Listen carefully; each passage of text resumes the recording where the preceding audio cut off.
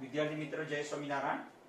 આજે આપણે એક અગત્યનો છેલ્લો ટોપિક છે ચેપ્ટર 4 નો વેગ અચળાંક પર તાપમાનની અસર સમજાવો અથવા આરએનએ સમીકરણ સમજાવો।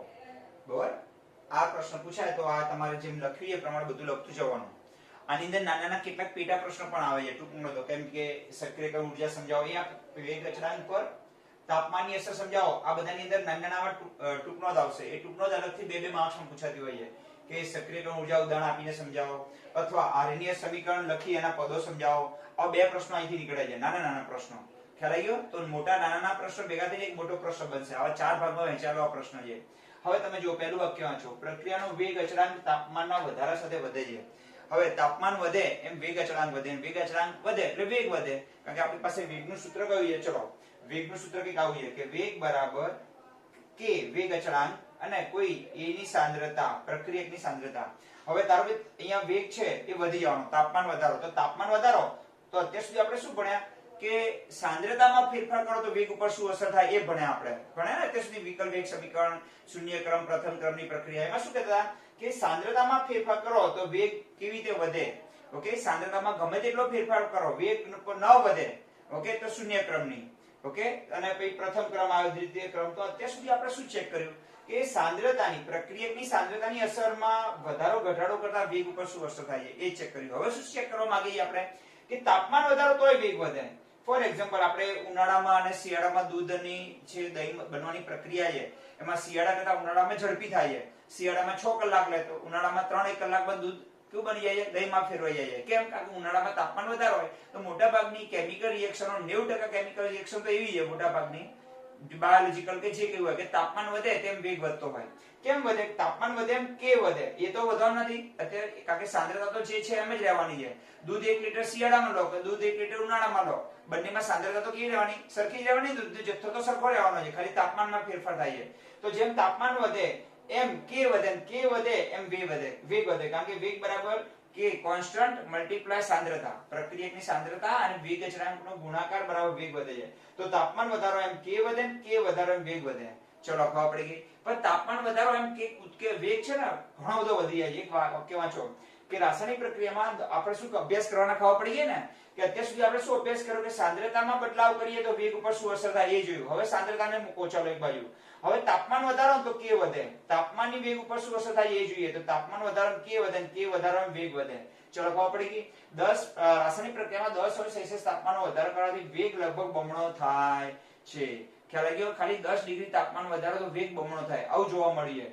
તો તાપમાન તો 10 ડિગ્રી વધાર્યું ડબલ, તો આ વાક્યને આપણે એમસીક્યુ માં બહુ પૂછાતું હોય, આ વાક્ય આપણે ઉદાહરણથી સમજીએ આને। ચલો તમે સ્ક્રીનશોટ પાડી લેજો પહેલા, કારણ કે આ અહીંથી સુધી સમજાયું ને, આખી થિયરી લખવાની હોય એટલા માટે પાડી દે। સ્ક્રીનશોટ પાડે તમે લોકોએ? ઓકે, ચલો હવે આ બે વાક્યો આપણે અહીંયા નીચેથી એમસીક્યુ બહુ પૂછાતા હોય છે કે તાપમાન 10 ડિગ્રીનો તાપમાનનો વધારો કરો તો વેગ કેટલા ગણો વધે છે। તો અહીં ધ્યાન આપજો, ઉદાહરણ આપું તમને। ધારો કે તાપમાનમાં, ઓકે, તાપમાનમાં 50°C તાપમાનનો, 50°C તાપમાનનો વધારો કરતા વેગ કેટલા ગણો વધે? આવો એમસીક્યુ પૂછાય છે, કેટલા ગણો વધે? હવે મને ખબર છે કે આપણે 10 ડિગ્રીનો વધારો કરીએ, આપણે વધારો કેટલાનો કર્યો? તાપમાનમાં 50°C તાપમાનનો વધારો કર્યો, માનો કે 10 નો વધારો કરીએ તો વેગ કેવો થાય? 2 ગણો થઈ જાય। દર 10 વધારો વેગ 2 ગણો થાય, બીજા 10 વધારો તો વેગ 4 ગણો થાય, બીજા 10 વધારો તો વેગ 8 ગણો થાય। હોય નથી બમણો થતો જાય, વેગ કેવો થઈ જાય? બમણો થાય। જો 10 ડિગ્રી તાપમાન વધારે તો 2 ગણો થઈ ગયો, બીજા 10 ડિગ્રી વધારે તો 4 ગણો થયો, ત્રીજી વાર 10 ડિગ્રી વધારે તો 8 ગણો થાય, ચોથી વાર 10 ડિગ્રી વધારે તો 16 ગણો થાય, અને પાંચમી વખત 10 ડિગ્રી એટલે 32 ગણો વેગ વધી જાય જે હોય એના કરતા। જોયું તમે? 10, 20, 30, 40 ને 50, 50 ડિગ્રી તાપમાન વધારીએ એટલે વેગ હોય એના કરતા 32 ગણો વધી જાય। ખ્યાલ આવી ગયો? આવું જોવા મળ્યું છે મોટા ભાગની રાસાયણિક પ્રક્રિયામાં।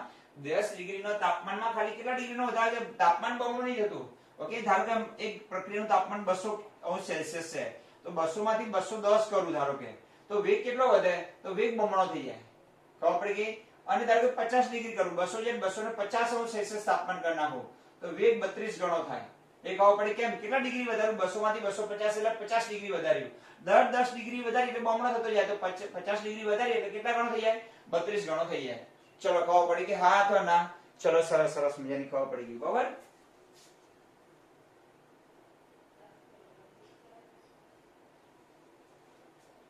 ચલો તાપમાનમાં 50 સેલ્સિયસ તાપમાનનો વધારો કરવાથી વેગ કેટલા ગણો થાય? ખબર પડી ગઈ ને? બમણો 50 તરફ 32 ગણો થાય. આવા કેમ કરી? હવે તાપમાનના ફેરફારની અસર વેગ ઉપર કેવી થાય છે? આપણી પાસે વેગનું સૂત્ર છે, વેગ બરાબર k અને કોઈ પ્રક્રિયકની સાંદ્રતા a b જે કે પ્રક્રિયક હોય તો તાપમાન વધારો એટલે k વધે, k વધે એટલે વેગ વધે. ઓકે, તો તાપમાન ટેમ્પરેચર વધારવાથી k વધે, k વધે એમ વેગ વધે. તો t અને k વચ્ચેનો સંબંધ કોણે તારવીને બતાવ્યો? આર્હેનિયસે બતાવ્યો કે તાપમાનનો વધારો કરવાથી k માં કેટલો વધારો થશે. ઓકે, k માં કેટલો વધારો થશે અથવા k અને તાપમાન વચ્ચે વેગ અચળાંક k અને તાપમાન વચ્ચેનો સંબંધ આર્હેનિયસે આપ્યો. તો તાપમાનના ફેરફારની પ્રક્રિયાના વેગ પર થતી અસર આર્હેનિયસ સમીકરણ દ્વારા જાણી શકાય છે. આર્હેનિયસ સમીકરણ નીચે પ્રમાણે રજૂ કરી શકાય કે k a into e power કેટલા છે? -a/rt. પહેલા તો આ સમીકરણ 1 માર્ક્સ માં પૂછાય છે દર વખતે કે આર્હેનિયસ સમીકરણ લખો અને તેમાં આવતા પદો સમજાવો. આ 1 માર્ક્સ નો પ્રશ્ન પૂછાતો હોય છે ઘણી વખતે. ઓકે, તો આર્હેનિયસ સમીકરણમાં પહેલા k a into e નો પાવર છે ea/rt. આ આર્હેનિયસ સમીકરણ છે. જો એમાં a અચળાંક છે, સક્રિયકરણ ઊર્જા પણ અચળ હોય, r પણ અચળ છે, તો ખાલી રહીશું t. તો t બદલાય એમ k બદલાય. જો તો આખું સમીકરણમાં બધું અચળ છે, 1 2 3 ને 4 વસ્તુ અચળ છે. તો t માં ફેરફાર અને k વચ્ચેનો સંબંધ થાય. t વધઘટ થાય એમ k માં વધઘટ થાય. તો આખું સમીકરણ કોના વચ્ચેનો સંબંધ દર્શાવે છે? તાપમાન અને પ્રક્રિયાનું તાપમાન અને પ્રક્રિયાનો વેગ અચળાંક, ઓકે, રેટ કોન્સ્ટન્ટ વચ્ચેનો રિલેશન બતાવે છે. ચલો k વેગ અચળાંક છે, a અને આર્હેનિયસ અચળાંક પણ કહેવામાં આવે છે. e એટલે સક્રિયકરણ ઊર્જા છે, શું છે ત્યાં સમજાવવામાં આપી છે. r એ વાયુ અચળાંક છે.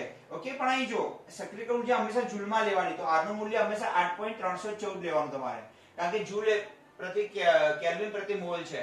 ખ્યાલ આવ્યો? આગળ ઘણા બધા મૂલ્યો છે, 0.082 છે, 0.083 છે, 8.314 છે, 1.984 એવું કંઈક છે કેલરીમાં છે, 1.984 સમથિંગ. ચલો ભૂલ થાય છે મારી. ઓકે, આવા r ના આપણે પાંચેક મૂલ્યો જોયા ખબર છે તમને બધા જુદા જુદા. પછી પાસ્કલમાં પણ આવે છે r નું મૂલ્ય. તો આ બધા જુદા જુદા r નું મૂલ્યમાંથી કયું પસંદ કરવાનું? 8.314. શા માટે? જૂલમાં છે એટલા માટે. સક્રિયકરણ ઊર્જા જૂલમાં છે, જૂલ પ્રતિ મોલમાં છે. તો વાયુ અચળાંક પણ જૂલમાં લેવાનો. અને નિરપેક્ષ તાપમાન એટલે કેલ્વિનમાં તાપમાન કહેવાય. નિરપેક્ષ એટલે કયું તાપમાન કહેવાય? કેલ્વિનમાં. તો અહીંથી 1 માર્ક્સ નો પ્રશ્ન પૂછાય છે, 1 ગુણનો પ્રશ્ન પૂછાય છે. કઈ ટાઈપનો 1 ગુણનો પ્રશ્ન? કે આર્હેનિયસ સમીકરણ લખો અને તેમાં આવતા પદો સમજાવો. ચલો હું તમને પૂછું, આર્હેનિયસ સમીકરણ કયા બે ચલ વચ્ચેનો સંબંધ દર્શાવે છે? તો પ્રક્રિયાનો k, વેગ અચળાંક અને તાપમાન t.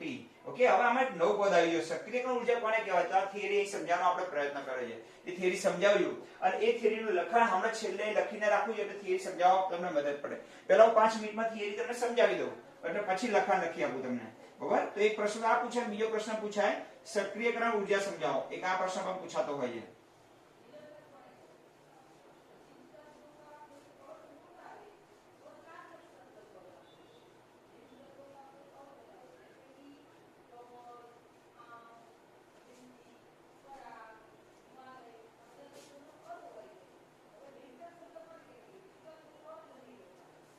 મિત્રો સક્રિયકરણ ઊર્જા કોને કહેવાય એ હું તમને કહું.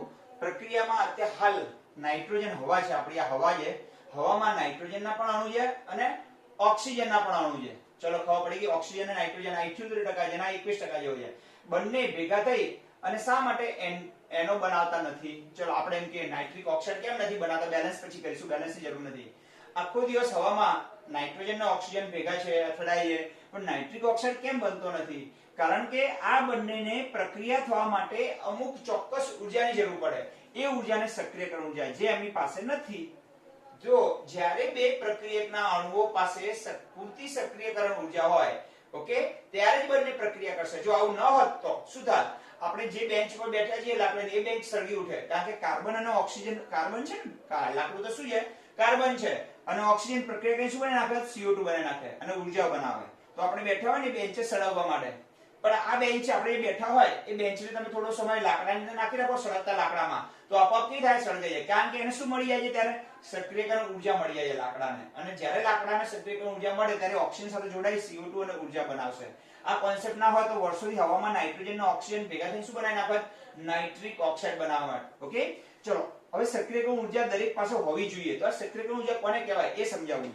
કારણ કે પ્રક્રિયકના બે અણુ આપણે અહીંયા ઉદાહરણમાં N2O2 ની જગ્યાએ અહીંયા અહીં શું લીધું છે H2 અને O2 લીધું છે સોરી H2 અને I2 નું ઉદાહરણ લીધું છે અને 2HI બને છે અહીંયા 2NO છે ને એવું 2HI આ ઉદાહરણ લીધું છે ખબર પડી ગઈ ને હા તો ના બસ ત્યારે હવે આ બંને પાસે સક્રિયકરણ ઊર્જા હોય ને તો જ બંને પ્રક્રિયા કરે પ્રક્રિયા થવા માટે જે ન્યૂનતમ ઊર્જા હોવી જોઈએ એને શું કહેવાય સક્રિયકરણ ઊર્જા ઓકે ઓછામાં ઓછી ગતિ ઊર્જા હોવી જોઈએ પ્રક્રિયા થવા માટે પ્રક્રિયકના અણુઓ પાસે જે ન્યૂનતમ ગતિ ઊર્જા હોવી જોઈએ એને સક્રિયકરણ ઊર્જા કહેવાય આપણે એક ઉદાહરણ આપ્યું કે માનો કે આ ઢાળ ઉપર ટ્રેક્ટર જાય આ ટ્રેક્ટર છે બરાબર આપણે આવું દોરીએ આ શું છે ટ્રક છે કે કાર છે ચલો આ કાર છે ઢાળ ઉપર ઊભી છે હવે આને સોરી સીધી રસ્તા ઉપર જ છે હવે ચાલુ કરવા માટે આપણે પાછળથી શું મારીએ છીએ એને ધક્કો મારીએ છીએ ને આમ ધક્કો મારી એટલે ચાલુ થાય થોડો ઓછો ધક્કો વાગે તો ચાલુ થાય ના તો આપણે બીજા બે ત્રણ જણને બોલાવીએ છીએ અને થોડો સ્પીડમાં ધક્કો મારીએ તો એટલી ઓછી સ્પીડે જ્યાં કાર ચાલુ થાય એ જે ઊર્જા આપવી પડે છે આપણે પાછળથી એને સક્રિયકરણ ઊર્જા કહેવાય ફરી સમજાય કે ના સમજ્યા માનો કે આ કાર છે શું છે આપણી મોટર છે કાર છે એને ચાલુ થતી નથી એને ધક્કો મારી રહ્યા છે પણ આપણે એક માણસથી ધક્કાથી ચાલુ નહીં થાય તો આપણે બે ત્રણ માણસોને ધક્કો મારવા માટે બોલાવીશું કારણ કે કારને ચાલુ થવા માટે જે ન્યૂનતમ ગતિ ઊર્જા હોવી જોઈએ ને એ એક માણસથી નથી મળતી કેટલા માણસથી મળે છે ત્રણ તો ત્રણ માણસ એને શું કરશે ઊર્જા આપશે અને પછી કાર સ્ટાર્ટ થઈ જશે તો ત્રણ માણસ દ્વારા જે કારને શરૂઆત કરવા માટે જે ઊર્જા આપવી પડી એને કહેવાય સક્રિયકરણ ઊર્જા તો પ્રક્રિયકના અણુ છે આ કારની જગ્યાએ શું વિચારીએ આપણે પ્રક્રિયકના અણુ વિચારીએ H2 અને I2 એમની પાસે પ્રક્રિયા થવા માટે ઓછામાં ઓછી અમુક ઊર્જા હોવી જોઈએ એને કહેવાય સક્રિયકરણ ઊર્જા હવે અહીં ધ્યાન આપજો હવે પ્રક્રિયા થવા માટે પહેલા તો અથડામણ થવી જોઈએ અથડામણ પહેલો જે કોલિઝન અથડામણ થવી જોઈએ જો H2 અને I2 વચ્ચે જ્યાં સુધી અથડામણ નહીં થાય ત્યાં સુધી બંને વચ્ચે ક્યારે પ્રક્રિયા નહીં થાય તો પહેલા સ્ટેજમાં શું થવી જોઈએ અથડામણ હવે અથડામણ હોય તો H2 અને I2 હંમેશા એકબીજાની નજીક આવશે જો અથડામણ માટે કેવા આવશે નજીક આવશે નજીક આવે એમ એમની ગતિ ઊર્જા ઘટે ગતિ ઊર્જા શું થાય ઘટે અને સ્થિતિ ઊર્જા વધે સ્થિતિ ઊર્જા વધે જો અહીં બતાવીએ H2 અને I2 જ્યારે એકબીજાને કેવા આવશે નજીક આવશે એમ એમની સ્થિતિ ઊર્જા જો વધતી જાય છે ને ઉપર ગ્રાફ જાય છે એટલે વધતી જાય છે દેખાય છે હા અથવા ના એકબીજા સાથે નજીક આવે એમ વધતી જાય છે ચલો પહેલા સ્ટેજમાં ખબર પડી ગઈ અહીંથી પહોંચી ગયા આટલા ગ્રાફ સુધી પહોંચી ગયા તમને અહીંયા સુધી અહીંથી ઉપર કેમ જાય છે ગ્રાફ ખબર પડી ગઈ ત્યાં ઢાળવાળો આપવાનો આમ ગ્રાફ એટલે ખ્યાલ આવે ચલો ક્લિયર થઈ ગયું H2 અને I2 એકબીજાની કેવા આવશે નજીક આવે એમ એમની ગતિ ઊર્જા ઘટે અને સ્થિતિ ઊર્જા વધે તો જો સ્થિતિ ઊર્જા ઉપર જાય શું થઈ જાય વધતી જાય તો જો વધતી જાય પછી એક એવું સ્ટેજ આવશે કે જ્યાં H2 અને I2 બધા અણુ એકબીજા સાથે જોડાઈ જશે ઓકે હવે થશે શું ધ્યાન આપજો અહીં H2 અને I2 એકબીજાની નજીક આવશે એટલે ઘટના કઈ બનશે HH અને II આવું હતું ને બેટા અહીં ત્યાં બતાવીએ HH એટલે H2 અને II એટલે I2 ઓકે આ I2 અને HH બંને વચ્ચેના બંધો નબળા બની જશે જે અહીં બંધ હતા ને આ બંધ એ કેવા બની જશે એકદમ નબળા પડી જશે નબળા પડી અને એકબીજા સાથે જોડાઈ જશે અને આ જે બનાવશે એને કહેવાય સક્રિયકૃત સંકીર્ણ કહેવાય મધ્યવર્તી મધ્યમાં બને છે H2 અને I2 એકબીજા સાથે જોડાય ત્યારે ગતિ ઊર્જા ઘટતી જાય અને સ્થિતિ ઊર્જા વધતી જાય જ્યારે એકબીજા સાથે જોડાઈ જાય ત્યારે આ જે બંધ હતો આ બંધ એ નબળા પડી જશે અને બધા એકબીજા સાથે નબળા બંધથી જોડાઈ જશે ઓકે અને આ જે બનવાનું બધા જ અણુઓ એકબીજા સાથે પરમાણુ એકબીજા સાથે જોડાય એને સક્રિયકૃત સંકીર્ણ કહેવાય જે મધ્યમાં બનશે શું બનશે મધ્યમાં બનશે અને એ ન્યૂનતમ સ્થિતિ ઊર્જા ધરાવે છે મહત્તમ સ્થિતિ ઊર્જા ધરાવે છે શું ધરાવે છે મહત્તમ સ્થિતિ ઊર્જા ધરાવે છે પછી એને આંદોલન ગતિ કરતું હોય છે આ બંધ નબળા હોય છે અને તૂટી જતા હોય છે ઓકે હવે ધીમે ધીમે શું થશે કે અહીંયાથી આ બંધ તૂટી જવાનો અને જો શું બની ગયું H2HI ના બે અણુ બની જવાના આ બન્યા પછી એ પાછા દૂર જવાના એકબીજાથી કેવા જવાના દૂર જાય પછી શું વધે પછી એમની ગતિ ઊર્જા વધે અને સ્થિતિ ઊર્જા ઘટે તો જો ધીમે ધીમે સ્થિતિ ઊર્જા ઘટતી જાય છે હવે આ ગ્રાફ એવો બતાવે છે કે પ્રક્રિયકના અણુ પાસે ચોક્કસ ઊર્જા હોય જેને આપણે A કહીએ જે ઊર્જા છે આ પોઈન્ટ ને આપણે B કહીએ અહીંયા ઉપર બને છે ને આ બનવાનું અહીંયા બનવાનું આ સક્રિયકૃત સંકીર્ણ અહીં બની જવાનું અહીંયા આ મધ્યવર્તી સક્રિય સંકીર્ણ પછી અહીંથી બનશું તો આના તૂટે એટલે H2HI ના બે અણુ કેવા પડી ગયા છૂટા પડી એકબીજાથી દૂર જાય એટલે પછી શું ઘટતી જાય સ્થિતિ ઊર્જા ગતિ ઊર્જા વધતી જાય ગતિ ઊર્જા શું થાય વધે અને સ્થિતિ ઊર્જા ઘટે ચલો ખબર પડી ગઈ જ્યારે H2 અને I2 એકબીજાની નજીક આવે ત્યારે ગતિ ઊર્જા ઘટે અને સ્થિતિ ઊર્જા વધે પછી એકબીજા સાથે જોડાઈ જાય ઓકે અને શું બનાવે સક્રિયકૃત સંકીર્ણ જે નબળા બંધો ધરાવતું હોય અને આંદોલન ગતિ કરતું હશે તો વાઇબ્રેશન મારતું હોય એટલે તૂટી જાય એટલે બે સંભાવના છે કે પ્રક્રિયક પણ બને અને નિપજ પણ બને. માનો કે નિપજ બને અહીંથી બંધ તૂટેલે તો HI ના બે અણુ બને, બે અણુ એકબીજાથી કેવા જાય દૂર જાય, પાછી એમની ગતિ ઉર્જા વધે, સ્થિતિ ઉર્જા ઘટે. અહીં બે સંભાવના છે કે પ્રક્રિયક કરતા નિપજની સ્થિતિ ઉર્જા ઓછી હોય અથવા વધારે હોય. જો હાલ કેવી છે આ સ્થિતિ ઉર્જા દેખાય છે, પ્રક્રિયક કરતા નિપજોની સ્થિતિ ઉર્જા ઓછી છે. ક્યારેક આ ગ્રાફ અહીંયા નીચે આવે એટલે આનાથી બિલકુલ ઉપર પણ રહે. હાલ જો સ્થિતિ ઉર્જા આની કેટલી છે, માનો કે અહીંયા ધારો કે 5 હોય તો આની કેટલી છે 10 છે. આ સ્થિતિ ઉર્જા કોની આવી, નિપજોની આવી, અને આ સ્થિતિ ઉર્જા કોની છે, પ્રક્રિયકોની. તો આ શક્ય નથી, આવું પણ શક્ય છે કે આ લેખ ઉપરથી આમ વળી જાય, ઉપર વળી જાય, એ આ રીતે. ઓકે આમ તો પ્રક્રિયકો કરતા નિપજની સ્થિતિ ઉર્જા કેવી હોય, વધારે હોય. પણ અહીં કેવી બતાવી મેં, ઓછી બતાવી છે. કોના કરતા, પ્રક્રિયકો કરતા નિપજોની સ્થિતિ ઉર્જા કેવી બતાવી મેં, ઓછી બતાવી છે. ચલો હવે ફરીથી એક સારાંશ સ્વરૂપમાં એક વાક્ય બોલી નાખું છું, તમે સાંભળી લેજો. ઓકે નીચે જઈએ એટલે ખ્યાલ આવે. ઓકે સારાંશ સ્વરૂપમાં કે પ્રક્રિયકના અણુ એકબીજાની નજીક આવે ત્યારે એકબીજા સાથે જોડાઈ સક્રિયકનું સંકીર્ણ બનાવે. એ દરમિયાન એમની ગતિ ઉર્જા ઘટતી જાય અને સ્થિતિ ઉર્જા વધતી જાય અને મધ્યવર્તી સંકીર્ણ બને એની સ્થિતિ ઉર્જા મહત્તમ હોય, સૌથી વધારે હોય. એ નબળા બંધો ધરાવતું હોય, આંદોલન ગતિના કારણે તૂટી જાય, મધ્યવર્તી સંયોજન તૂટવાના કારણે નિપજ બને, નિપજના અણુ પાછા એકબીજાથી દૂર જાય એટલે ગતિ ઉર્જા વધતી જાય અને સ્થિતિ ઉર્જા ઘટતી જાય. અહીં બે સંભાવનાઓ છે, જે નિપજ બને છે એની સ્થિતિ ઉર્જા પ્રક્રિયકો કરતા ઓછી પણ રહે અથવા વધારે પણ રહે. ખબર પડી ગઈ? એના આધારે નક્કી કરે કે પ્રક્રિયા ઉષ્માક્ષેપક કે ઉષ્માશોષક. હવે જે સક્રિયકૃત સંકીર્ણ બન્યું એ બનવા માટે જે ઉર્જાની જરૂર પડે એ ઉર્જાને કહેવાય સક્રિયકરણ ઉર્જા કહેવાય. અથવા એવું કોઈ પૂછાય કોના બેની સ્થિતિ ઉર્જા વચ્ચેનો તફાવત, તો આ ભાઈ એ સક્રિયકરણ ઉર્જા અહીં બનવાની બેટા, અહીંયા આ બનવાનું અહીંયા. હા અહીં જે સક્રિયકૃત સંકીર્ણ બનવાનું એની સ્થિતિ ઉર્જા અને પ્રક્રિયકોની સ્થિતિ ઉર્જા, આ બંને સ્થિતિ ઉર્જાના તફાવતને કહેવાય સક્રિયકરણ ઉર્જા. એ કહેવાય. આ બે વચ્ચે અથવા પ્રક્રિયા થવા માટે પ્રક્રિયાની અંદર એક મધ્યવર્તી સક્રિયકૃત સંકીર્ણ બને છે અને આ સક્રિયકૃત સંકીર્ણ બનવા માટે જે ઉર્જા આપવી પડે પ્રક્રિયકોને એને કહેવાય સક્રિયકરણ ઉર્જા. એનો થિયરી આગળ લખીને રાખું છું. બરાબર?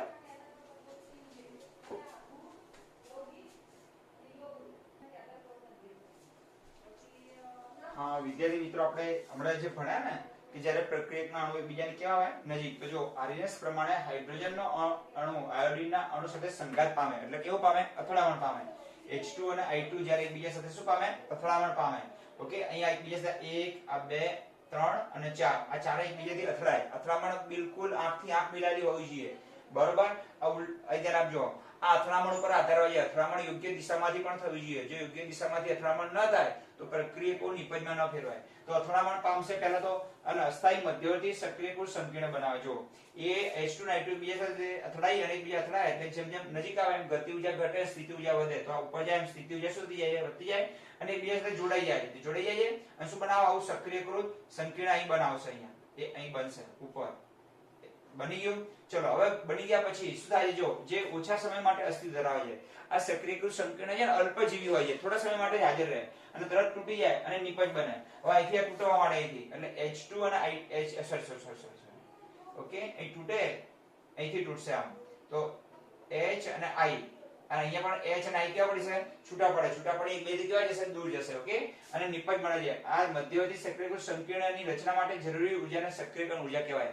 એટલે કોઈ પણ બે પ્રક્રિયકના અણુ એકબીજા સાથે અથડાય શું બનાવે, સક્રિયકૃત સંકીર્ણ બનાવે, મધ્યવર્તી વચ્ચે બનતું હોય. અને આ બનવા માટે જે ઉર્જા આપવી પડે બહારથી એ ઉર્જાને કહેવાય સક્રિયકરણ ઉર્જા. તો આ સક્રિયકરણ ઉર્જાને શું કહેવાય, તો બે સ્થિતિ ઉર્જાનો તફાવત આવે. જોયું? આ કોની સ્થિતિ ઉર્જા છે, આ રહી આ પ્રક્રિયકોની સ્થિતિ ઉર્જા અને આ મધ્યવર્તી સંયોજનની સ્થિતિ ઉર્જા. આ બંને વચ્ચેના તફાવતને કહેવાય સક્રિયકરણ ઉર્જા કહેવાય. ઓકે ચલો જ્યારે સક્રિયકરણ સંકીર્ણ વિઘટન પામી નિપજ બનાવે ત્યારે કેટલીક ઉર્જા મુક્ત થાય છે. હવે જ્યારે આ બે તૂટે, અહીંથી આપણે થોડો ગોટાળો થઈ ગયો, વ્યવસ્થિત લખી નાખીએ. ઓકે હા H પછી અહીંયા H નબળા બંધો હોય છે.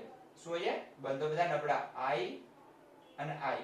ચલો ખબર પડી ગઈ? હવે આ સક્રિયકૃત સંકીર્ણ શું થવાનું, તૂટી જવાનું. તૂટે એટલે અહીંયાથી HI ના બે અણુ કેવા પડી જાય, છૂટા પડી જાય. આ છૂટા પડે પછી બીજાથી દૂર જાય એટલે અહીં ઉર્જા રિલીઝ થાય. શું થાય? ઉર્જા કેવી થાય? ઓકે હવે H ની બે શક્યતાઓ છે. એક શક્યતા મેં તમારી સામે લખી છે કે પ્રક્રિયકો કરતા બનતા નિપજની સ્થિતિ ઉર્જા કેવી છે. હાલ આ જો આ ટપકા વાળા દર્શાવું, એ કોની સ્થિતિ ઉર્જા અહીંયા આવશે, અહીંયા આવશે એ નિપજોની આવશે, અહીંયા આવશે એ પ્રક્રિયકોની આવશે અને અહીંયા આવે સક્રિયકૃત સંકીર્ણની આવે. તો સક્રિયકૃત સંકીર્ણ અને પ્રક્રિયકોની સ્થિતિ ઉર્જા વચ્ચેનો તફાવત એટલે સક્રિયકરણ ઉર્જા કહેવાય. ચલો ખબર પડી ગઈ. અહીં બે પોસિબિલિટી છે. કાં તો પ્રક્રિયકો કરતા નિપજની સ્થિતિ ઉર્જા કેવી છે? હાલ ઓછી છે. દેખાય છે ને? હાલ 0 છે. અહીંયા 0 થી અહીં 5 આવી, અહીં 10 આવી, ધારો કે અહીં 25 આવી. આ 5 છે, આ 10 છે અને આ 25 છે. તો હાલ સિચ્યુએશન એવી છે કે પ્રક્રિયા નિપજોની સ્થિતિ ઉર્જા કરતા પ્રક્રિયકોની વધારે છે. તો આ જે સ્થિતિ ઉર્જાનો તફાવત આવે ને બંને વચ્ચેનો, તો આ બંને વચ્ચેના સ્થિતિ ઉર્જાના તફાવતને અહીંયા આવશે, અહીંયા, અને આ બંને એને ડેલ્ટા H કહેવાય, એન્થાલ્પી કહેવાય પ્રક્રિયાની ઉર્જામાં થતો ફેરફાર. કોના બેની સક્રિયકરણ ઉર્જાનો તફાવત? પ્રક્રિયકો અને નિપજોની સ્થિતિ ઉર્જાનો તફાવત છે, એને શું કહેવાય? Delta H. હવે જો અહીંયા ડેલ્ટા H કેવો આવશે? ઋણ આવશે. કેમ આવશે? પ્રક્રિયકો કરતા નિપજોની સ્થિતિ ઉર્જા ઓછી હોય. જો ઓછી છે ને, તો એટલી ઉર્જા મુક્ત થાય. એટલી ઉર્જા શું થાય? મુક્ત થાય. અને મુક્ત થાય એટલે કેવી કહેવાય? ઉષ્માક્ષેપક પ્રક્રિયા કહેવાય. તો ક્યારેક આવું પણ બને, જો કે અહીંયા ગ્રાફ ઉપર જઈએ અને ઉપર ને ઉપર આમ ડાયવર્ટ થઈ જાય, અને બીજી વખત અહીંયા કેવું થવાય? નીચેથી. તો અહીંયા જો પ્રક્રિયકો કરતા નિપજોની સ્થિતિ ઉર્જા કેવી આવવાની? ઓછી આવવાની. તો પ્રક્રિયકો કરતા નિપજોની સ્થિતિ ઉર્જા ઓછી હોય તો ડેલ્ટા H હંમેશા કેવો મળે? ઋણ મળે. એટલે પ્રક્રિયા કેવી મળે? ઉષ્માક્ષેપક. અને જો ક્યારેક આ ગ્રાફ ઉપર આમ વળી જાય તો આના કરતા આની સ્થિતિ ઉર્જા નિપજોની કેવી રહેવાની? વધારે. અને વધારે રહે તો એ પ્રક્રિયા એ ઉષ્મા શોષક હોય, એટલી ઉર્જા આપણી શોષાઈએ. ઓકે, એ જ કહેવા માંગે, બીજું કઈ છે નહીં. તો ક્યારે ઉષ્મા શોષક હોય અને ક્યારે ઉષ્મા ક્ષેપક હોય એ કોના પર ડિપેન્ડ કરે છે? કે પ્રક્રિયાની સક્રિયકરણ ઉર્જા. ઓકે, પ્રક્રિયકોની અને નિપજોની સ્થિતિ ઉર્જાનો તફાવત કઈ ટાઈપનો છે? હજુ ખ્યાલ ના હોય તો હું તમને એક આલેખ દોરીને સમજાવું છું. જૂની ટેક્સ્ટ બુકમાં આલેખ હતો. ઓકે, જો અહીં બે શક્યતાઓ છે આવી આ ટાઈપની. એ ખબર ના પડી તો અહીં ધ્યાન આપજો. આ ઉપર જાય એ શક્યકૃત સંકીર્ણ બને અને એકદમ નીચે આવી અને બંધ થઈ જાય. અહીંયા હોય H2 અને I2 બને. ખબર પડી ગઈ?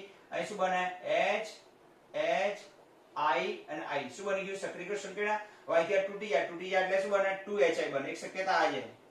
ઓકે, એક શક્યતા આવી છે. બીજી શક્યતા કેવી ઉત્પન્ન થાય? અહીં ધ્યાન આપજો. અહીંથી શરૂઆત થઈ, ઉપર ગયું અને ઉપરથી આનેથી પણ ઉપર થોડું બંધ થઈ. સ્થિતિ ઉર્જા પ્રક્રિયા કરતા નિપજોની કેવી રહી? વધારે. ઓકે, અહીંયા આપણે H2 અને I2 આવશે. ગ્રાફ નાના પડે છે, જગ્યા ઓછી પડે છે. ચલો નીચે બતાવો એટલે વધારે ખ્યાલ આવશે તમને.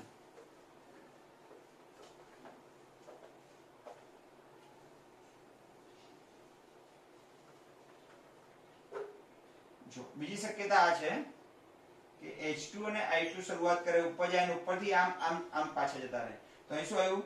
H2 I2 gives અહીંયા 2HI બની ગયું. ચલો હવે અહીંયા સક્રિયકરણ ઉર્જા આવે એ પ્રક્રિયકોની આવવાની. અહીંયા જે ટકા અહીં લાવું એ કોની આવવાની? નિપજોની આવવાની. અને અહીંયા આવવાની એ સક્રિયકૃત સંકીર્ણ. માનો કે આ 5 છે, આ 10 છે, આ 25 છે. તો અહીં શું કેવું છે કે પ્રક્રિયકો કરતા નિપજોની સ્થિતિ ઉર્જા ઓછી છે. તો બંનેની સ્થિતિ ઉર્જાનો જે તફાવત આવવાનો આ રહ્યો, બંનેનો તફાવત આ પ્રક્રિયકોની અને આ નિપજોની, અને ડેલ્ટા H કહેવાય. એટલે પ્રક્રિયાની એન્થાલ્પી કહેવાય. હાલ કેવી રહેવાની એન્થાલ્પી? એન્થાલ્પી ઋણ રહેવાની. કારણ કે પ્રક્રિયકો કરતા નિપજોની જો સ્થિતિ ઉર્જા ઓછી હોય તો હંમેશા ડેલ્ટા H ઋણ આવે. ઋણ એટલે પ્રક્રિયા ઉષ્માક્ષેપક હોય. પ્રક્રિયામાંથી ઉષ્મા કેવી નીકળી જાય? બહાર નીકળી જાય. અને પ્રક્રિયકો અહીંયા નિપજો. ઓકે, આ કોની આવી? પ્રક્રિયકોની. અહીંયા ડેશ વડે દર્શાવી તો કોની આવે? નિપજોની. અને કોની આવશે? સક્રિયકૃત સંકીર્ણની. તો અહીંયા પ્રક્રિયકો કરતા નિપજોની સ્થિતિ ઉર્જા કેવી આવે? વધારે આવે. માનો કે અહીંયા 10 હતી તો અહીં 15 આવી, અને અહીંયા ધારો કે 25 થઈ ગઈ. ઓલામાં 5, 10 અને 25 થઈ. તો અહીંયા 10, 15 અને 25 થઈ. તો 10 એ કોની છે? પ્રક્રિયકોની. 15 એ કોની છે? નિપજોની. તો પ્રક્રિયકો કરતા નિપજોની સ્થિતિ ઉર્જા વધારે છે. તો આ જે તફાવત આનો બંનેની સ્થિતિ ઉર્જા એને ડેલ્ટા H કહેવાય. કોની બેનો વચ્ચેનો તફાવત? પ્રક્રિયકોની સ્થિતિ ઉર્જા અને નિપજોની સ્થિતિ ઉર્જા, બંનેનો તફાવતને ડેલ્ટા H કહેવાય. અહીંયા પણ પ્રક્રિયકોની સ્થિતિ ઉર્જા અને નિપજોની સ્થિતિ ઉર્જા વચ્ચેનો તફાવત શું કહેવાય? Delta H. પહેલા કેટલી હતી? 10. હવે કેટલી થઈ ગઈ? 5. તો 5 જેટલી ગુમાવી ને, 5 જેટલી ગુમાવી એટલે ઉર્જા બહાર ફેંકાઈ. એટલે ડેલ્ટા H કેવો આવ્યો? 5 આવ્યો. ડેલ્ટા H 5 આવ્યો એટલે પ્રક્રિયા કઈ બની ગઈ? ઉષ્માક્ષેપક.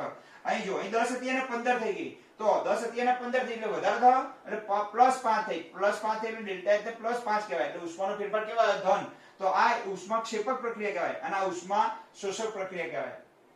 એ ઉર્જા બહાર ફેંકાશે, એ ઉર્જાનું શોષણ થશે 5 જૂલ જેટલી. ખબર પડી ગઈ? તો પ્રક્રિયકો કરતા નિપજોની સ્થિતિ ઉર્જા ઓછી હોય તો ડેલ્ટા H નો ફેરફાર હંમેશા ઋણ આવે અને આ પ્રક્રિયા હંમેશા ઉષ્માક્ષેપક હોય. અને પ્રક્રિયકો કરતા નિપજોની સ્થિતિ ઉર્જા વધારે હોય તો આ ફેરફાર ધન આવે. ડેલ્ટા H એન્થાલ્પીનો ફેરફાર ધન આવે અને પ્રક્રિયા ઉષ્મા શોષક હોય. તો પ્રક્રિયા ઉષ્મા શોષક હશે કે ક્ષેપક હશે એનો આધાર બંનેની સ્થિતિ ઊર્જાના તફાવત ઉપર છે કે ક્યારેક પ્રક્રિયકો કરતા નિપજની ઓછી હોય અને ક્યારેક પ્રક્રિયકો કરતા નિપજની વધારે હોય. ચલો ખબર પડી ગઈ. આ ઉષ્મા ક્ષેપક અને નીચેની ઉષ્મા શોષક. પણ આપણે કઈ કઈ અહીંયા સિચ્યુએશન બતાવીએ કઈ નીચે જાય ગ્રાફ કે પ્રક્રિયકો કરતા નિપજોની સ્થિતિ ઊર્જા ઓછી છે પણ આવું પણ શક્ય છે ક્યારેક કે પ્રક્રિયકો કરતા નિપજોની સ્થિતિ ઊર્જા વધારે હોય. જો ઓછી હોય તો એટલી ઊર્જા મુક્ત થઈ જાય બહાર અને વધારે રહે તો એટલી ઊર્જા શોષાય. પહેલા 10 હતી અને 15 થઈ એટલે 5 અંદર શોષણ થયું. અહીંયા 5 હતી 10 હતી અને 5 થઈ ગઈ છેલ્લે તો 5 નું ઉત્સર્જન થયું. ઉત્સર્જન થયું એટલે બહાર ફેંકાય. બહાર ફેંકાય એટલે ઉષ્મા ક્ષેપક. ઉષ્મા ક્ષેપક હોય તો ડેલ્ટા એચ નો ફેરફાર કેવો આવે? ઋણ. અને અહીંયા કેવો આવે? ધન આવે. ખ્યાલ આવી ગયો મિત્રો? તો આપણે સક્રિયકરણ ઊર્જા ભણી ગયા કે પ્રક્રિયકના અણુઓ ભેગા થઈને શું બનાવવા વચ્ચે આવું સક્રિયકૃત સંકીર્ણ બનવાનું. અને આ સક્રિયકૃત સંકીર્ણ બનવા માટે જે ઊર્જા જોઈએ એને કહેવાય સક્રિયકરણ ઊર્જા કહેવાય. ઓકે.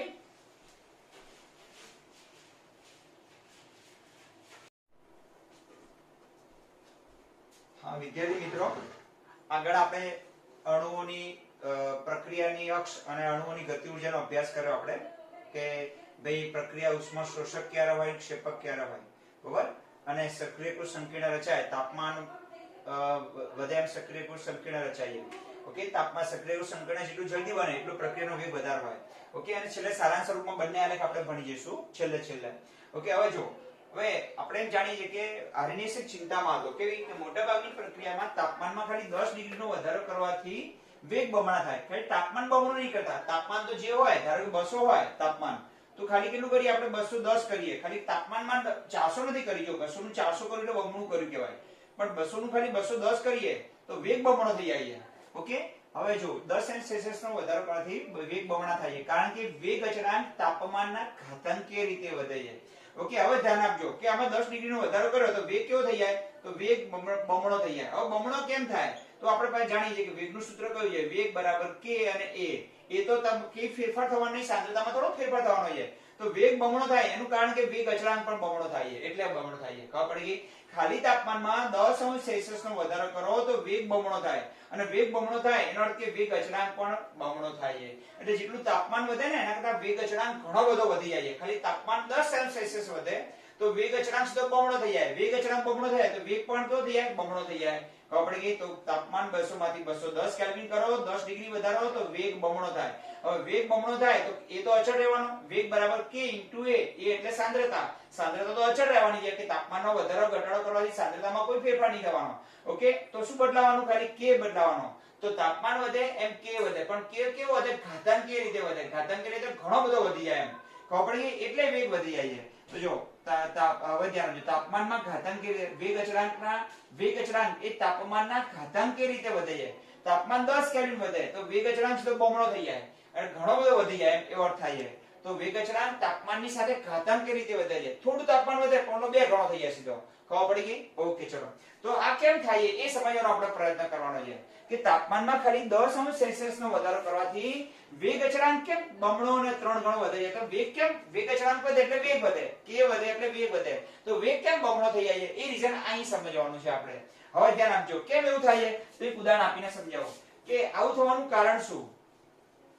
આવું થવાનું કારણ શું? કે તાપમાનમાં ખાલી 10 ડિગ્રીનો વધારો કરવાથી તેના વેગમાં બમણો વધારો થાય. અને વેગ કેમ બમણો થાય? કારણ કે વેગ અચળાંક બમણો થાય. તો વેગ કહો કે વેગ અચળાંક કહો બેનો અર્થ સરખો થાય. ઓકે. શું વેગમાં વધારો અણુઓની સરેરાશ ગતિ ઊર્જાને કારણે થાય છે? માનો કે આ પાત્ર છે. પાત્રમાં મેં 100 અણુ ભર્યા છે. કેટલા અણુ છે આવા? 100 અણુ 100 છે. બરાબર. હવે આ અણુઓ અંદર ગતિ ઊર્જા કરતા હોય. હવે હાલ તાપમાન ધારો કે 200 સેલ્સિયસ છે. કેટલું છે? 200 સેલ્સિયસ. હવે 200 માંથી જ્યારે 210 કરું. ઓકે. કેટલું કરું? 210. એટલે કેટલાનો વધારો કર્યો? 10. તો વેગ બમણો થઈ ગયો. હવે આ વેગ બમણો અહીંયા વેગ કેવો થાય છે? બમણો થાય છે. અહીંયા વેગ થશે બમણો થશે. કેમ એવું થયું એ રીઝન સમજવાનું છે. તો અંદરના અણુઓ શું કરતા હોય? ગતિ કરતા હોય. એની ગતિ ઊર્જા હોય ચોક્કસ. હવે આપણે T તાપમાન અને 200 ને આપણે T તાપમાન કહીએ. તો T તાપમાને અંદર રહેલા અણુઓનો અંશ એટલે કેટલો ભાગ ના અણુઓનો અંશ અને એમની ગતિ ઊર્જાનો આલેખ દોર્યો છે. તો કેટલાક અણુઓની ગતિ ઊર્જા આમાં 100 અણુ છે એમાંથી બધા અણુઓની ગતિ ઊર્જા સરખી નહીં હોય. કોઈની વધી હશે તો કોઈની ઓછી હશે. તો એ ગતિ ઊર્જાના આધારે શું બનાવે? અહીંયા આલેખ બનાવે છે. તો એમની સરેરાશ ગતિ ઊર્જા જો તાપમાન શું વેગમાં વધારો અણુઓની સરેરાશ ગતિ ઊર્જાના કારણે થાય છે? ના એવું નહીં હોય. કેમ? તાપમાનમાં 10 અંશ સેલ્સિયસનો વધારો કરવાથી અણુઓની સરેરાશ ગતિ ઉર્જા માત્ર 3% જેટલી વધે છે કે અંદર અણુઓની ગતિ ઉર્જા કેટલી વધે ખાલી 3%. અને તમને ખબર છે ને ગતિ ઉર્જા વધે એમ વેગ વધે એ પણ તમને કહી દઉં પણ માત્ર એ તો 3% જ વધે છે. તો આ તાપમાનમાં 10 કેલ્વિનનો વધારો કરવાથી માત્ર અહીંયા તાપમાનમાં કેટલા કેલ્વિનનો વધારો કર્યો 10 કેલ્વિનનો વધારો કરવાથી અંદર અણુઓની ગતિ ઉર્જા વધવાની એ તો ખાલી કેટલા ટકા વધે છે 3% વધે છે પણ બે બમણો થઈ જાય છે. તો અણુઓની ગતિ ઉર્જા ખાલી તો વૈજ્ઞાનિકો એક સરસ આલેખ બનાવ્યો કે એમને શું કર્યું કે આ બજે અંદર 100 અણુ ભરેલા છે. કેટલા અણુ ભરેલા છે 100. એ અણુઓની બધાની ગતિ ઉર્જા માપી T તાપમાન T એટલે 200 કેલ્વિન તાપમાને. આ T તાપમાનનો આલેખ છે દેખાય છે. તો બ્લેક કલરનો જે આલેખ છે ને એ ટાઈપનો આલેખ મળશે આપણને. T તાપમાન એટલે 200 સેલ્સિયસ તાપમાન આપણે ધારી લીધું તાપમાને. વૈજ્ઞાનિકોએ શું કર્યું અંદર જે 100 અણુ હતા એ 100 અણુઓની ગતિ ઉર્જા માપી લીધી. તો આવી રીતે મળી જો એમની ગતિ ઉર્જા આવી રીતે મળી. કેવી રીતે મળી ધારો કે 10 અણુઓની. તો આ કામ કોને કર્યું આ બધું કાઢી નાખી આપણે વાંચી લઈએ પહેલા જો. ઓકે આ સમજણ આપવા માટે વૈજ્ઞાનિક બોલ્ટ્ઝમેન અને મેક્સવેલે ઓકે સાંખ્યિકીય શાસ્ત્રનો ઉપયોગ કર્યો. તેમને અથડામણ પામતા અણુઓનો અંશ અને એમની ગતિ ઉર્જાનો આલેખ દોર્યો. હવે આપણે આલેખ પ્રયોગ કરીને સમજાવું તમને આખો. આ કામ બોલ્ટ્ઝમેન અને કોને કરેલું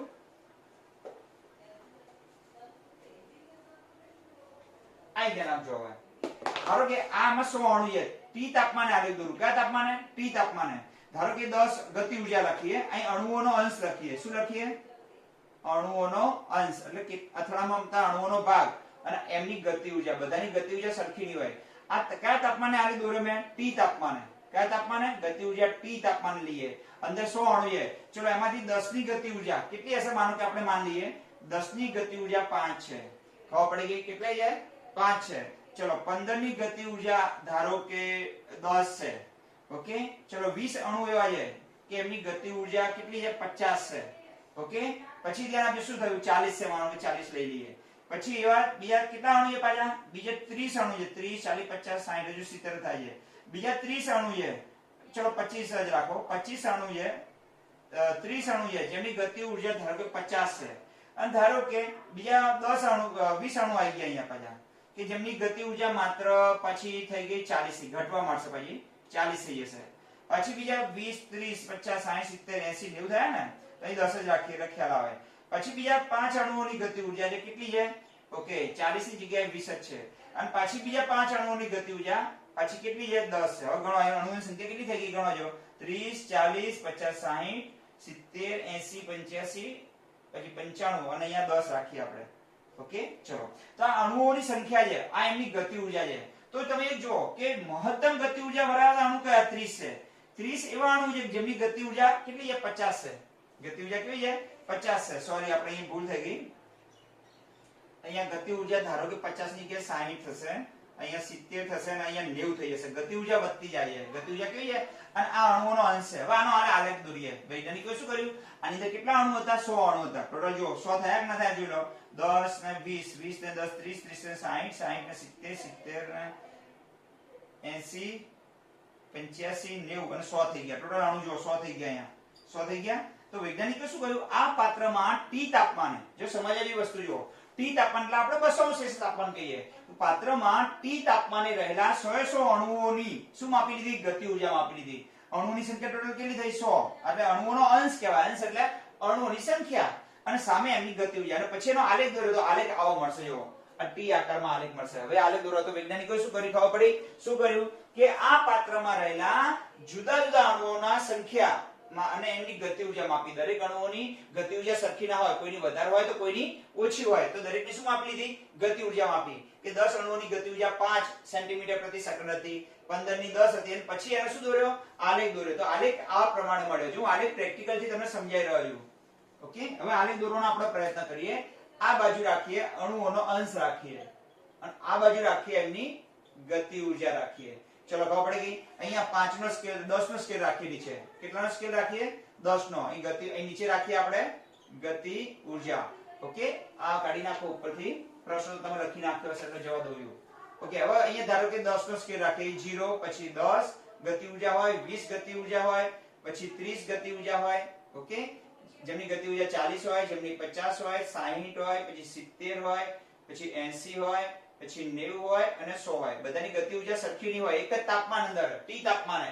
તાપમાન અંદર પાત્રમાં જે તાપમાન કેટલું હતું T હતું એટલે T તાપમાન હતું એટલે કોઈ 200 કે 300 જેટલી ધારવું હોય તમારે અને અણુઓની સંખ્યા કેટલી હતી 100 તો 100 એ 100 અહીં સંખ્યા આવી ગઈ પણ દરેકની ગતિ ઉર્જા કેવી છે જુદી જુદી છે માનો કે અહીં આપણે 5 10 રાખીએ કારણ કે 100 સુધી પહોંચ્યું છે ને તો અહીંયા પણ 10 15 રાખીએ આપણે ઓકે અહીંયા 10 પછી 20 પછી 30 પછી 40 પછી 50 અહીંયા 60 અહીંયા 70 80 90 અને 100 ચલો ખબર પડી ગઈ ચલો અહીંયા આમ તો 5 10 રાખ્યો તો અહીં મેક્સિમમ 30 છે ને તો આપણે 5 નો સ્કેલ રાખીએ 30 છે એટલે 5 10 15 20 25 30 અને 35 ઓકે ચલો હવે જોજો કેવો ગ્રાફ મળે તમે જોજો કોની સામે કોણ આ પાત્રમાં કેટલા અણુ હતા 100 અણુ હતા તેનું તાપમાન કેટલું હતું T હતું અંદર 100 અણુ હતા અને બધા અણુઓની શું માપી લીધી એ લોકોએ ગતિ ઊર્જા માપી જો 100 અણુઓની શું માપી ગતિ ઊર્જા પછી એમના અંશ એટલે અણુઓની સંખ્યા અંદર રહેલા અણુઓની સંખ્યા અને જે ગતિ ઊર્જા ધરાવે એનો આલેખ દોર્યો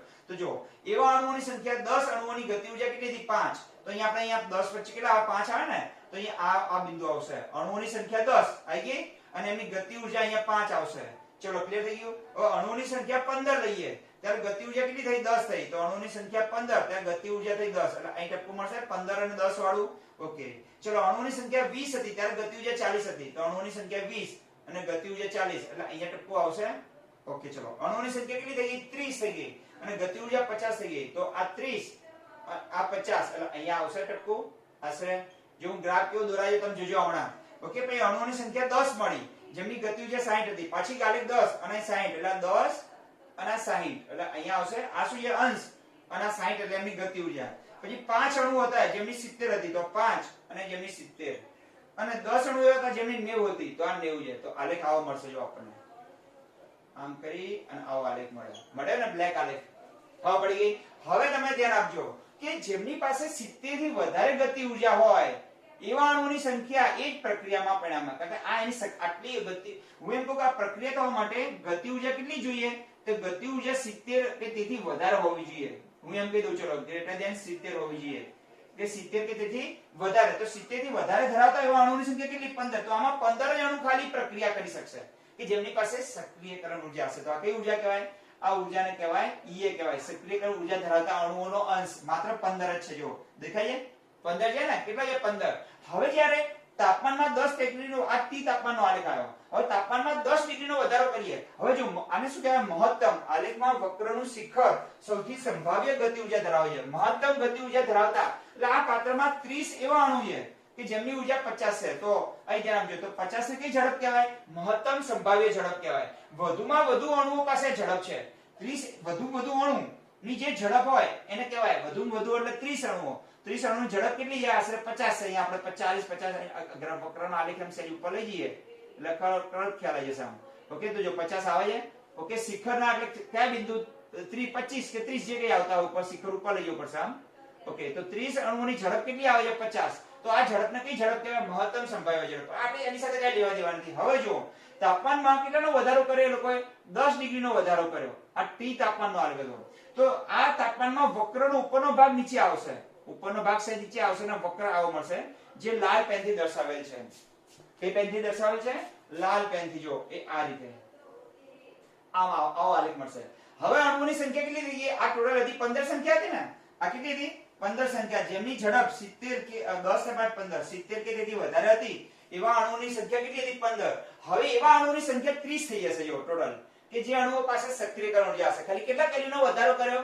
10 કેલ્વિનનો વધારો કર્યો તો આ T+10 તાપમાનનો આલેખ છે તાપમાન 10 ડિગ્રી વધારી દીધું આપણે તો આલેખ આવો મળશે ઉપરથી થઈ નીચે આવશે પહોળો બનશે અને આ ભાગ ચપટો જશે એટલે આ ભાગ એટલે કયો ભાગ કહેવાય સક્રિયકરણ ઊર્જા ધરાવતો ભાગ જે પ્રક્રિયા કરવા માટે સક્ષમ છે બાકીના બધા અણુ પ્રક્રિયા નહીં કરવાના ખાલી 15 અણુ પ્રક્રિયા કરવાના સંપૂર્ણ પ્રક્રિયકોનું નિપજમાં રૂપાંતર નહીં થાય ખાલી 15 અણુઓનું ગતિ ઊર્જા તો બધા પાસે છે બધા અથડાય છે પણ એવા અણુઓની સંખ્યા કઈ કે જેમની પાસે પૂરતી ગતિ ઊર્જા છે જેને સક્રિયકરણ ઊર્જા કહેવાય તો સક્રિયકરણ ઊર્જા ધરાવતા અણુઓનો ભાગ બમણો થઈ ગયો આથી 15 અણુ ભાગ લેતા થાય એટલે 30 અણુ ભાગ લેશે ખબર પડી કે ભાગ કેવો થઈ ગયો બમણો થઈ ગયો 30 અણુઓની સંખ્યા જે સક્રિયકરણ ઊર્જા ધરાવતા અણુઓની સંખ્યા બમણી થઈ ગઈ ખાલી તાપમાનનો 10 કેલ્વિનનો વધારો કરવાથી તો આ બતાવે આલેખ ખબર પડી ગઈ આથી વેગ બમણો થાય છે કેમ વેગ બમણો થાય ખબર પડી ગઈ કે તાપમાનમાં ખાલી 10 કેલ્વિન નો વધારો કરવામાં આવે અથવા 10 અંશ સેલ્સિયસ નો વધારો કરવામાં આવે તો જે સક્રિયકરણ ઉર્જા ધરાવતા અણુની જે સંખ્યા 15 હતી એ સીધી કેવી છે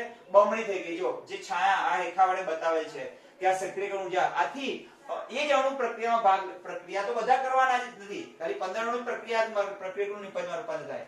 આથી 10 કેલ્વિન નો વધારો કરવાથી વેગ કેવો થઈ જાય છે બમણો થાય છે. તો આપણે આગળના આલેખમાં શું જોયું કે કોઈ પણ પ્રક્રિયા દરમિયાન પહેલા શું રચાય સક્રિયકૃત સંકીર્ણ. એ સંકીર્ણ જેટલું ઝડપથી સક્રિયકરણ ઉર્જા એટલી ઝડપથી પ્રાપ્ત થાય ઓકે એટલો વેગ વધે. અને અહીંયા તાપમાન ખાલી 10 કેલ્વિન વધારવાથી સક્રિયકરણ ઉર્જા ધરાવતા અણુઓની સંખ્યા બમણી થઈ જાય છે. આથી વેગ બમણો થાય છે. આથી સક્રિયકરણ ઉર્જાનો આધાર કોના ઉપર છે વેગ ઉપર રહેલો છે. ખ્યાલ આવી ગયો. આથી સક્રિય એના આરએનએસ ના સમીકરણમાં કોણ આવે છે સક્રિયકરણ ઉર્જા આવે છે. કારણ કે સક્રિયકરણ ઉર્જાનો આધાર કોના ઉપર છે પ્રક્રિયાના વેગ ઉપર છે. ખ્યાલ આવી ગયો ને. જેટલી સક્રિયકરણ ઉર્જા ઓછી એટલો વેગ વધારે. હવે આ લેખમાં કમ્પ્લીટ ખબર પડી ગઈ ને કે તાપમાનમાં ખાલી 10 કેલ્વિન નો વધારો કરવાથી પ્રક્રિયામાં જે ખરેખર પ્રક્રિયાનું નિપજમાં રૂપાંતર પામે છે એવા જે 15 અણુ હતા પહેલા એ સીધા 30 થઈ ગયા. આથી વેગ કેવો થઈ ગયો બમણો થઈ ગયો. બસ એટલું જ આ લખ્યું છે, બીજું વધારે લખ્યું નથી. હવે આપણે આરએનએસ સમીકરણને બે જુદા જુદા તાપમાન કેવી રીતે લખી શકાય એ જોઈ લઈએ.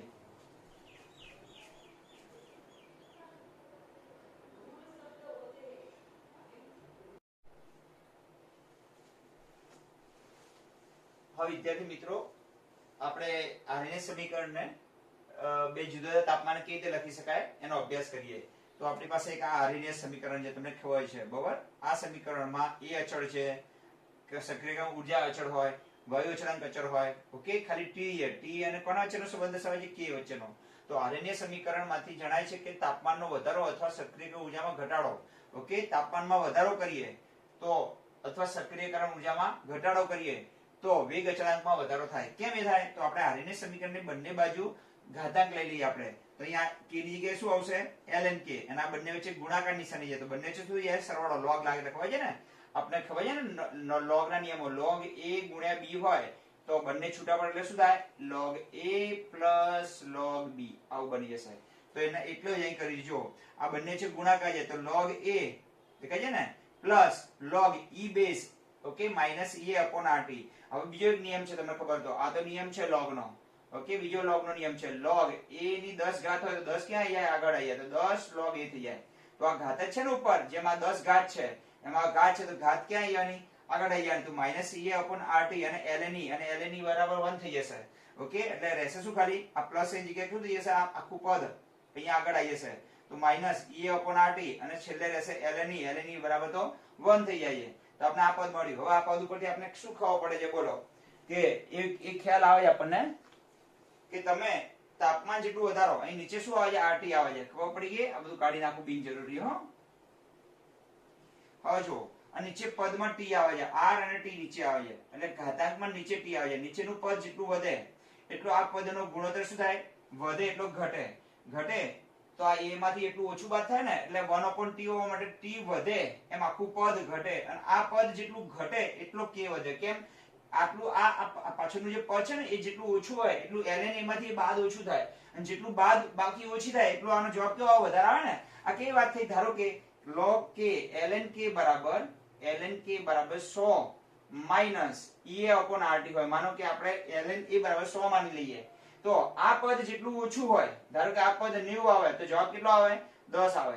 આ પદ પાછળનું 80 આવે તો જવાબ કેટલો આવે તો 20 આવે. ખબર પડી ગઈ ને. એટલે પાછળનું પદ જેટલું ઓછું એટલો ln k નો જવાબ કેવો આવે વધારે આવે. અને પાછળનું પદ ઓછું ક્યારે થાય નીચેનું તાપમાન વધે નીચેનું પદ વધે એમ આખો ગુણોત્તર ઘટે ખબર પડી ગઈ ને. એટલે પદ પણ ઘટે આખું પદ ઘટે એટલો આ જવાબ કેવો આવે વધુ આવે. તો e upon rt નું મૂલ્ય જેટલું ઓછું એ ક્યારે ઓછું આવે તાપમાન જેટલું વધારે. જેટલું તાપમાન વધારે એટલું e upon rt નું મૂલ્ય ઓછું અને જેટલું આનું મૂલ્ય ઓછું એટલી બાદબાકી ઓછી થાય ને જવાબ વધુ આવે. ખબર પડી ગઈ. એટલે આપણો છેલ્લો કહેવાનો અર્થ એવો થાય કે e upon rt નું મૂલ્ય જેટલું ઓછું આવે એટલું સારું. અને ઓછું ક્યારે આવે જેમ t વધારે હોય એમ. તો t વધે એમ e upon rt ઘટે આખું પદ ઘટે એ ઘટે એમ ln k વધે. તો આપણે ખબર પડી ગઈ તાપમાન વધે એમ k વધે.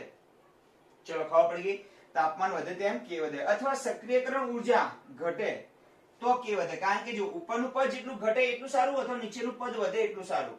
તો તાપમાન જેટલું વધે એટલો k વધે અને સક્રિયકરણ ઉર્જા જેટલી ઓછી એટલો k વધારે. તો આ વાક્યમાં ખબર પડી ગઈ હશે તમને હવે આ સૂત્ર ઉપરથી ખબર પડી ગઈ ને. ઓકે,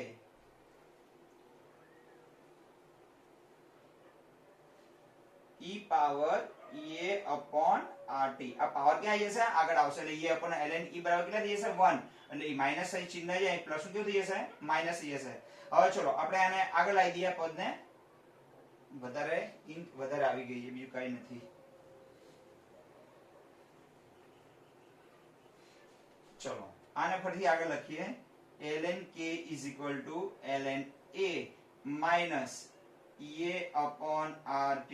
ખબર પડી ગઈ? અને ln e પણ ln e તો બરાબર કેટલા થઈ જાય? 1 થઈ જાય એટલે આપણે લખતા નથી એટલે નથી લખ્યું. હવે ચલો માઈનસ ea upon rt ક્યાં લાવ્યો? આગળ. તો ln k ક્યાં ગયું? પાછળ. ખાલી આગળ પાછળ પદ કર્યું. ખબર પડી ગઈ? એક પદ ને હતું અહીંયાથી આગળ લાવ્યો ને અહીંયા પાછળ લઈ ગયો.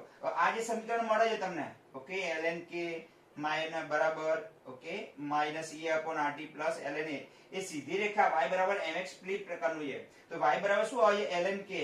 તો ln અને x બરાબર શું આવે? આ 1 upon t આવશે. જો અહીંયા 1 upon t અને આને m કહેવાય. તો આ m e upon r બરાબર m આવશે, ઢાળ આવશે. 1 upon t બરાબર x આવશે અને ln a બરાબર c આવશે, અચળ આંતરછેદ જેને કહીએ. આથી ln k વિરુદ્ધ 1 upon t, y વિરુદ્ધ x નો આલેખ દોરો તો આ y કહીએ આપણે. આટલાને શું કહીશું? y. અને 1 upon t બરાબર શું આવે? x આવે. અને e upon r બરાબર m આવે. અને c બરાબર શું આવે? log ln a આવશે. ઓકે, તો આપણે y વિરુદ્ધ આ y થશે અને 1 upon t બરાબર x હશે. દેખાય છે? 1 upon t બરાબર x હશે. તો y વિરુદ્ધ x નો શું દોરીએ? આલેખ. એટલે કોના વિરુદ્ધ કોનો? ln k વિરુદ્ધ 1 upon t નો આલેખ દોરીએ તો આલેખ સીધી રેખામાં આ પ્રમાણે મળે. ઓકે, ln k વિરુદ્ધ 1 upon t નો આલેખ દોરીએ તો આલેખ આ પ્રમાણે મળે. ચલો આલેખનો ઢાળ કેટલો મળશે? તો અહીંયા જો y બરાબર થાય છે ln k. ઓકે, m ઢાળ બરાબર થાય છે minus ea upon r. Okay, x બરાબર થાય છે 1 upon t અને c બરાબર થાય છે ln a. ઓકે, તો આ વસ્તુ જે લખી દેજો. ઢાળ બરાબર શું હશે? ea upon r. હવે ઢાળ તો આપણે શોધી શકીએ આ રેખાનો. ફિઝિક્સ માં સાઈઝ શોધતા આવડે છે તમને. અને r તો અચળ હોય તો આપણે શું મળી જાય? e મળી જાય કે ના મળી જાય? તો આલેખ દોરવાથી એનો ઢાળ મળે. ઢાળને r વડે ગુણી નાખીએ તો આપણે સક્રિયકલ ઊર્જા મળે છે. ઓકે, અને આંતરછેદ બરાબર આ આંતરછેદ બરાબર અહીંયા આંતરછેદ થશે ને આટલો. આટલા બરાબર શું છે?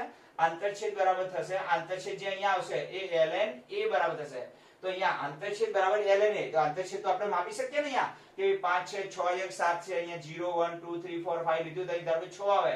તો અહીંયા આંતરછેદ બરાબર કેટલા મૂકવાના? 6. તો અહીંયા ln a એના પછી શું મળી જાય? આપણે a મળી જાય. તો આંતરછેદ અહીંયા જે આવે ઇન્ટરસેક્શન જે થાય ગ્રાફનું અહીંયા, ઓકે, એને ln a કહીએ. તો ઇન્ટરસેક્શન ને મૂલ્ય ઉપરથી આપણને મળે a મળે અને ઢાળના મૂલ્ય ઉપરથી આપણે સક્રિયકલ ઊર્જા મળે. તો સમીકરણને 1 ને 2 જુદા જુદા તાપમાન લખીએ તો આ રીતે લખાયો. ઓકે, આ સમીકરણને 2 જુદા જુદા તાપમાન લખીએ. હવે તાપમાન T1 બદલાય એમ K1 બદલાય. તાપમાન T1 બદલાય તેમ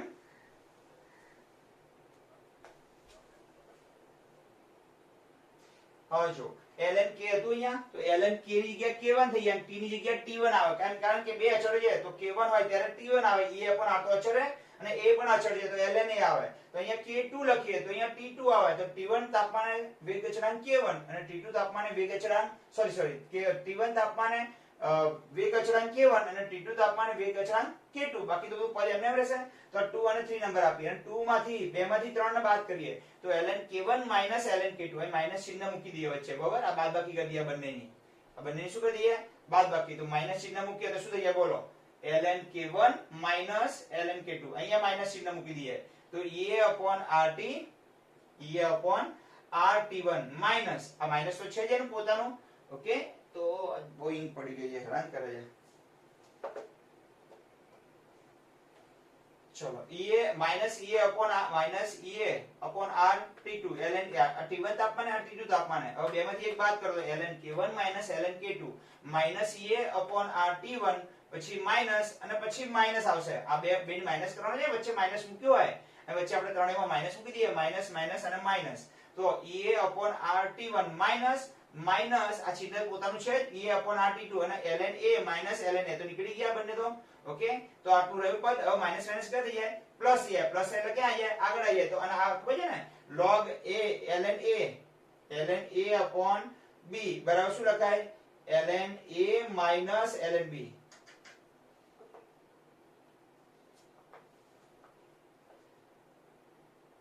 ln a upon b is equal to ln a minus ln b. તો જ્યારે ભાગાકાર હોય ત્યારે બાદબાકી થઈ જાય, બાદબાકી હોય ત્યારે ભાગાકાર થાય. તો ln k1 minus k2 બરાબર ln k1 upon k2 અને ea માઈનસ માઈનસ કરી દઈએ પ્લસ, તો a upon r t2 is equal to minus a upon r t1. હવે આમાંથી a upon r શું કાઢીએ આપણે?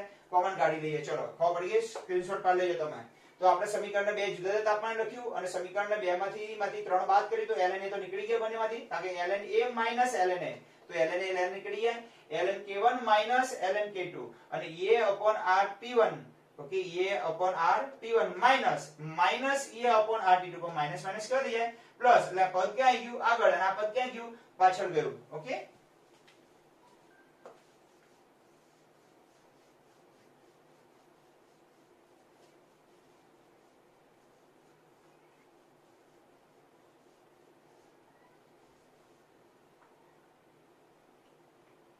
હવે ln k1 upon k2 is equal to a upon r common કાઢી દઈએ આપણે, તો શું આવશે બોલો? તો 1 upon t2 minus 1 upon t1. ખબર પડી ગઈ? 1 upon t2 minus 1 upon t1. સરસ. ચલો હવે આપણે આ સમીકરણ આપણે મળી ગયું છે. આમ ન લખવું તો આ રીતે પણ લખાય, ln k1 upon k2 is equal to a upon r, અહીંયા આવશે t1 minus t2 upon t1 into t2. Okay, ખ્યાલ આવી ગયો તમને? હા અથવા ના? સરસ. ચલો ઓકે, હવે આની જગ્યાએ આપણે ln કાઢી અને log લખવું હોય તો 2.303 વડે શું કરવું પડે? એને ગુણો. તો ln માંથી આપણે log માં કન્વર્ટ કરીએ તો શું થાય? 2.303 વડે ગુણવું પડે. તો 2.303 log k1 upon k2. બીજી પેન લઈ પડશે.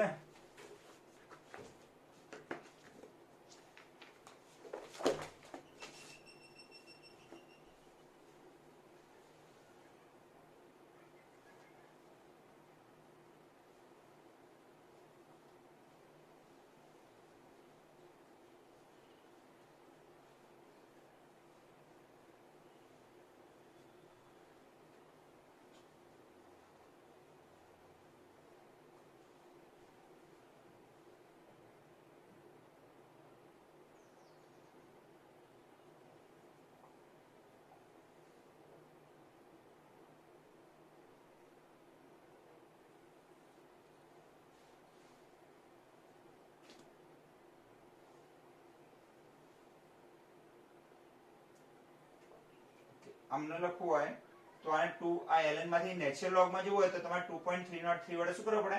ગુણવા પડે. અહીંયા આવશે ea upon r 1 up t1 minus t2 upon t1 into t2. Okay, આ 2.303 અહીંયા જાય તો શું સૂત્ર મળે? log k1 upon k2 is equal to ea upon r t1 minus t2 upon t1 into t2. જોઈ લઈએ કઈ ભૂલ થતી નથી ને?